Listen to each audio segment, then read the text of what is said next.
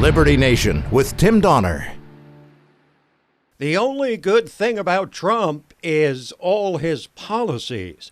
Those are the words of the Wall Street Journal quoted by the authors of the new book, Trumponomics, which speaks to what really has been the underlying story of the Trump presidency. Easily the most significant accomplishment, the signature of this president, an economy firing on all cylinders, joblessness at historic lows, deregulation unleashing entrepreneurial energy and capital across the land. So, while the elite media wants to make the president's impeachment the story of the year, in reality, the story of the year is the same as the story of the last 2 years, Trumponomics. And it is Trump's hoped-for elixir for attracting those 2020 voters who don't love the man but do love his policies. And the co-author of Trumponomics, my old friend Stephen Moore, economic advisor to the Trump campaign, founder of the vaunted Club for Growth, Heritage Foundation economist, and key architect of the Trump economic policies, joins us now to discuss the results of policies he advocated for with Donald Trump from the time he was a candidate, and which have now become the cornerstone of his re-election campaign. And we'll also talk about what to expect on the economic front in the year ahead. Stephen Moore, welcome back to Liberty Nation. Hi, Tim. By the way, I can't really improve on that. I mean, you did a really nice job of summarizing, what the big issues are for Trump and I think why he will win not just a re-election, but maybe possibly a landslide re-election, given how strong everything is going in terms of economy, jobs, low interest rates, low inflation, and it's just hard to find much to complain about with this booming economy. Well, I went on record. I think it was the first Washington-based columnist who wrote up on LibertyNation.com the prediction back in July, 2 days after July 4th, that Trump would win 350 electoral votes. So, and you know what? Even in the impeachment and everything that's happened since, my mind hasn't been changed at all. But let me ask you this: with Trumponomics, well, mine has been. My mind has been changed. I'm actually, more bullish than ever.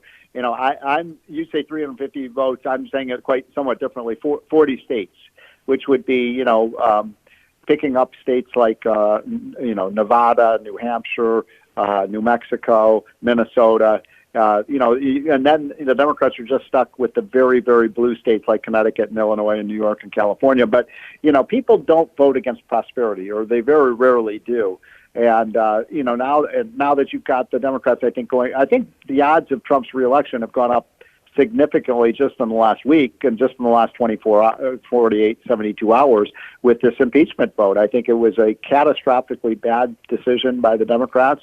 It's only energized Republicans. It's only unified us because we know who the enemy is, these people who just insanely hate Trump. And so we'll see. But if the economy remains strong like this, Trump is in very good shape. Well, strictly from the standpoint of political analysis rather than partisanship one way or the other, I don't disagree with anything you've said. And I've felt for a long time that, the end result of this, it wasn't hard to see for the media the few of them that could see past the nose on their faces, that the end result of this impeachment was going to be no Republicans voting and handing it over to the Senate controlled by Mitch McConnell. But let's get to the meat of the matter here, which is Trumponomics. It's the story of the year. It's the story of his presidency. It's likely to get him reelected. So have you taken or scheduled a victory lap over the state of the economy you had such a hand in helping to shape? Well, first of all, thank you very much. And Donald Trump, he knew what he wanted to do, and it was fun working with him and putting a little bit of meat on the bones. But boy, this guy, he has the right inclination. And, people always ask me, what's the most important thing that's happened, in terms of why the economy is so much better today than it was 4 years ago. And it's not too complicated.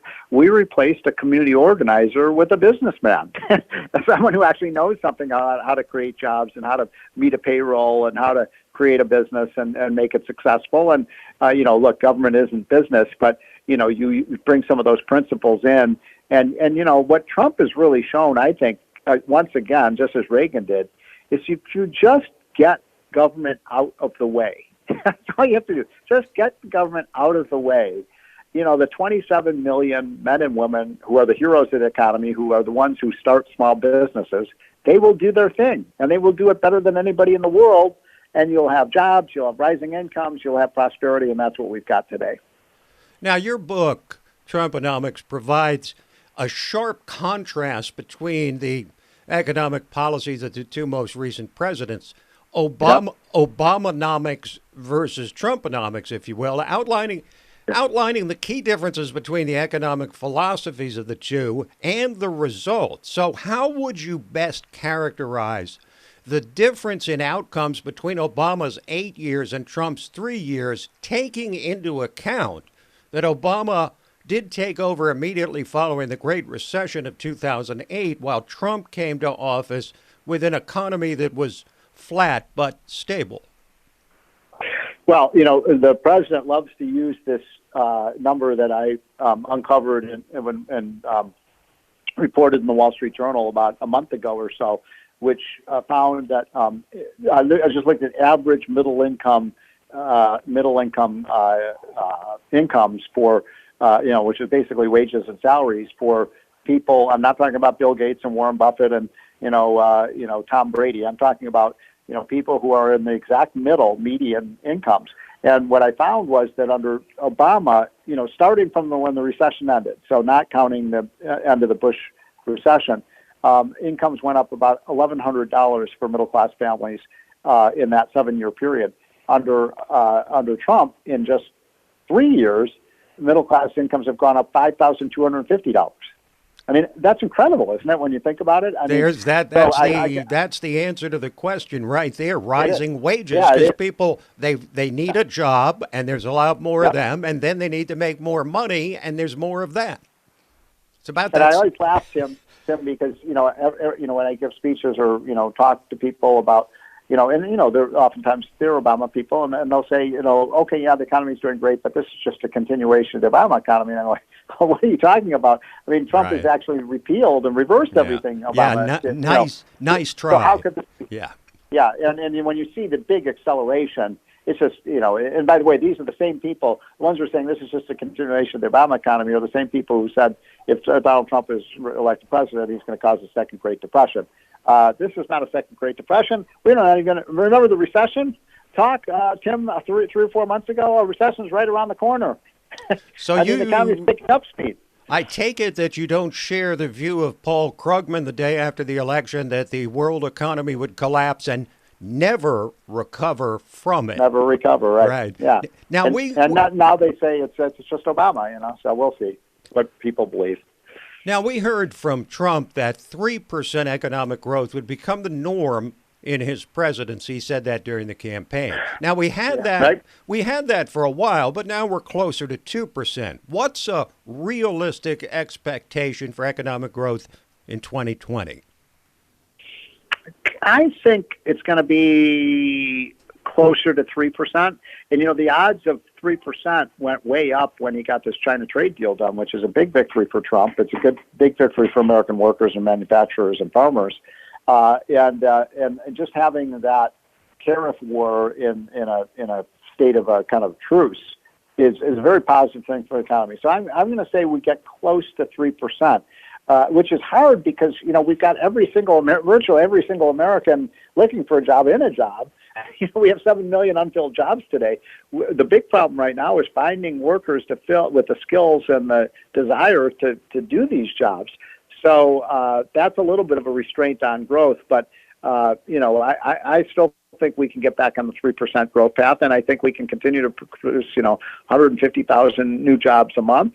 And I think we can see continued gains in wages. And, I just don't see anything right now on the horizon that would really bust up this economy. Nobody does economics better, Stephen. Thank you so much for joining us again. Thank you, Tim. Merry Christmas. That is Stephen Moore, key architect of Trumponomics. And when we cross over into the new year, we'll have him back to look at the year ahead.